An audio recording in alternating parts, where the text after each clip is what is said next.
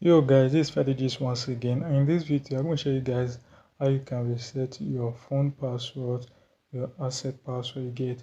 So I want you guys to watch me very closely you get. So on your Satoshi app, hit on this place that say the main section, then hit on this place that say personal settings, then hit on this place that say the asset password you get. So an asset password is going to load up. Then if you want to change asset password, you can click on the tap on the old asset password, then put your your new asset password. But then if you forgot your asset password, just hit on this place that say forget asset password and hit on the reset.